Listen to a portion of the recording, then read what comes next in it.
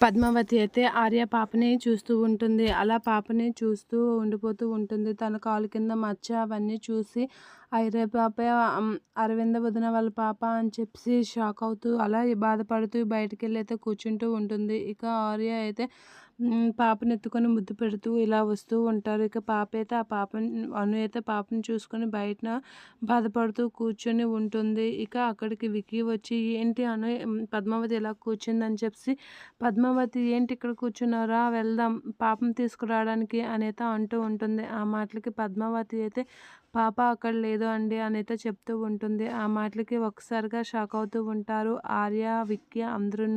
ఏంటి పాప అక్కడ లేదా అనేత అంటూ ఉంటారు. ఇక అందరూ కుర్చీలో వీళ్ళందరైతే షాక్ అయ్యి అలా ఉంటారు. ఇక విక్కీ అయితే అక్కడ కూర్చొని బాధపడుతూ ఉంటాడు. ఏంటి పాప లేదా అని చెప్పి బాధపడుతూ ఏడుస్తూ ఉంటాడు.